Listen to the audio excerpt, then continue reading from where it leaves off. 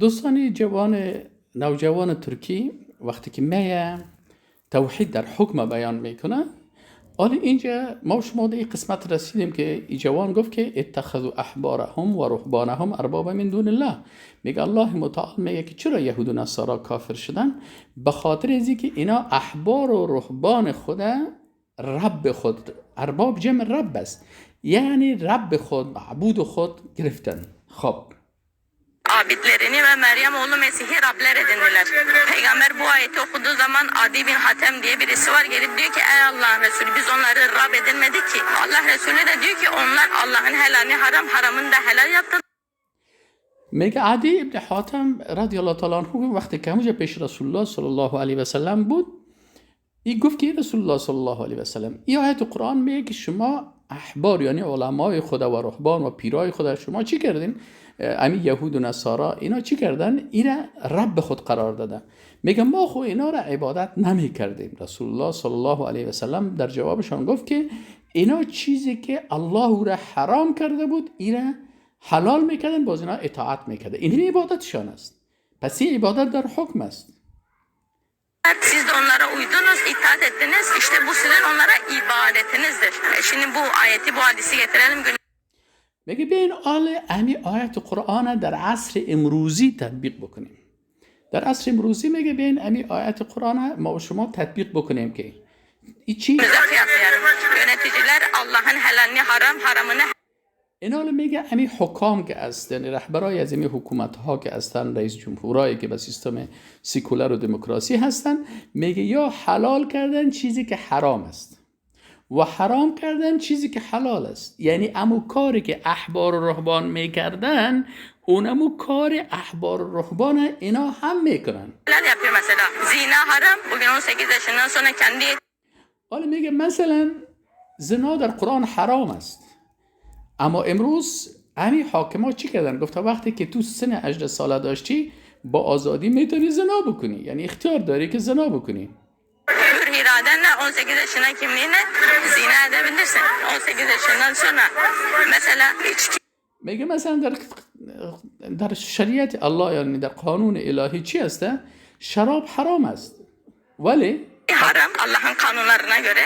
Bugün baktığı zaman sistemde helal. Bu ayeti kıyasladığımız zaman این حال میگه او حلال شراب حرام است، لکن فعلا در این قوانین امروزی شراب چی هسته؟ این حلال ساختن، یعنی یک از میتونه بره در هتل و شراب بخورن.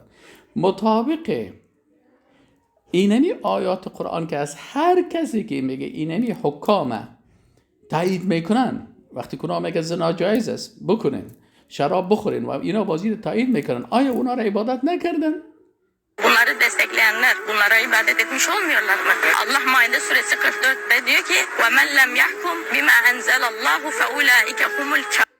خب حالی کسایی که از اینا اطاعت میکنن، اونا را عبادت کردن نکردن؟ اگر حکم عبادت است پس اینا چی کردن؟ در حکم عبادت از اینا را کردن. و الله متعال میگه که و من لم یحکم بما انزل الله، هر کسی که مطابق ما انزل الله، مطابق قرآن و سنت حکم نمیکنه، فاولئک هم الکافرون، اینا کافر هستن.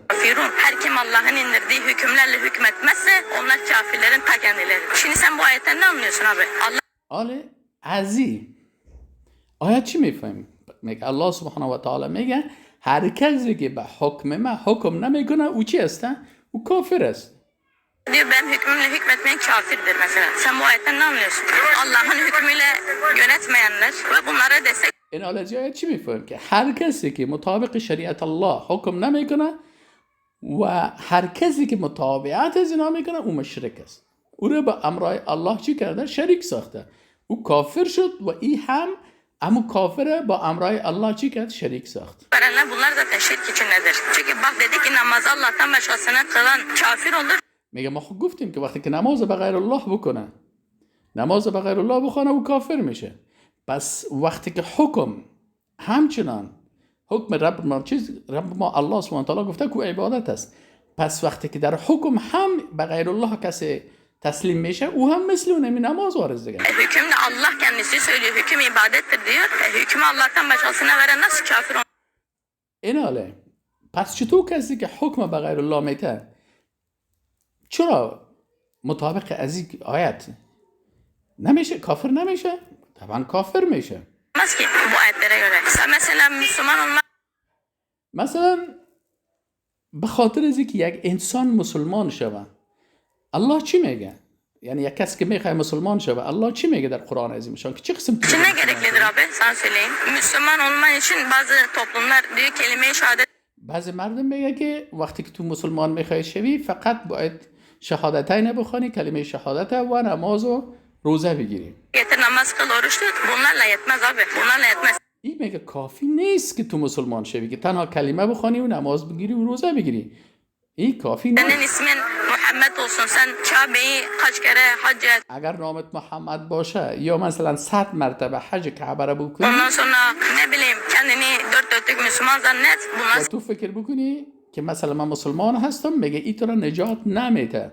چرا؟ seni kurtarmaz. Allah ne diyor Müslüman olmak için? Bakara suresi 256'da diyor ki فَمَنْ يَكْفُرْ بِالْتَاغُوتِ وَيُؤْمِنْ بِاللّٰهِ. Her kim tağut این حال میگه پس الله سبحانه و تعالی میگه که اگر تو میخوای مسلمان واقعی شوی، اول باید به طاغوت کافر شوی، یعنی طاغوت ها را رد بکنی. لا اله، اله کسی که ذاتش عبادت میشه و قانون شریعتش اطاعت میشه.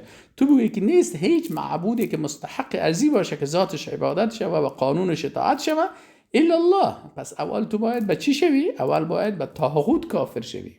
inkar eder ve Allah'a iman ederse. İlk önce inkar diyor, sonra iman diyor. Yani inkar etmeden Müslüman olamıyoruz. یعنی الله میگه که اول باید انسان انکار بکنه.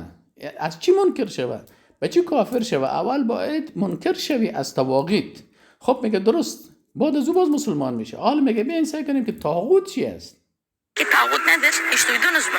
Onu inkar etmediğimiz zaman Müslüman olamayacağımız bir şeyi bilmiyorsak biz nasıl Müslüman olalım ki abi? میگه اون طاغوتی که باید ما انکار بکنیم و اسلام ما بدون از او، بدون انکار از او درست نمیشه، او چی است؟ میگه من رو بگذار که من برات به مختصرا طاغوت تشریح بکنم. Tağut nedir? Kısa da sana açıklayayım. Tağut lügat manası olarak haddi aşmak, azmak, belirlenmiş sınırı geçmek.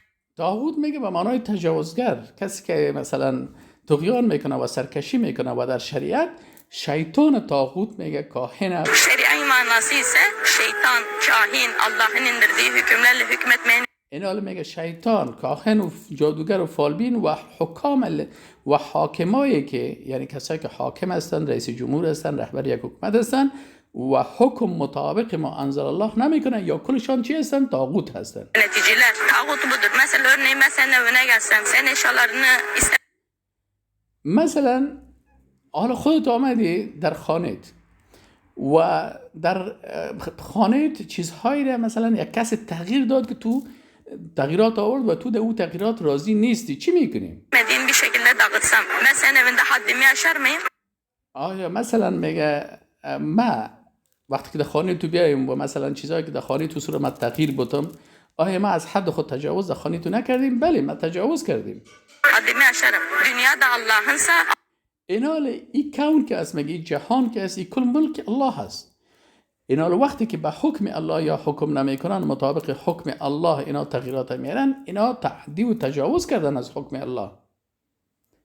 این حال دوستان عزیز، شما متوجه شدین که این جوان خواست که برای ما و شما، برای کلگی بفهمانه که برادر، دوست عزیز، اگر شما میخواین مسلمان خوب شوین، مسلمان واقعی شوین، مسلمان درست شوین، این حال باید توحید در حکم باید بدانین. ولی مشکل اساسی است دوستای عزیز که متاسفانه این نمی قسم عقیده توحید که توحید در حکم است، این را فعلا در بسیاری جاها حتی تدریس نمیکنن و در بسیاری از کشورها این را منع میکنن و بالاخره کسی عقیده مطابق قرآن و سنت داشته باشن، سر از اون نامهای رنگارنگی که تو وهابی هستی و تو خارجی هستی و خوارج هستی و تو فلان هستی و تو فلان هستی، سر از تروریست هستی فلان هستی، این نمیمانن. به این خاطر عقیده درست بسیار آسان است و این اساس عقیده هست که انسان مسلمان اول باید به طاغوت کافر شود و کفر در طاغوت وقتی میشه که باید ما و کسی که قانون ضد شریعت الله میسازه در او انتخاباتی از او اشتراک نکنیم و در اونجا رأی ندیم. چرا؟ اگر کسی به این رأی میده در حقیقت اونمو حاکمیت طاغوت پذیرفته هست. و السلام علیکم و رحمت الله. الله متعال ما را متعقیده مثل نمی جوان واره که قرآن درست فهمیده متعقیده نصیب بکنم. و السلام علیکم و رحمت الله.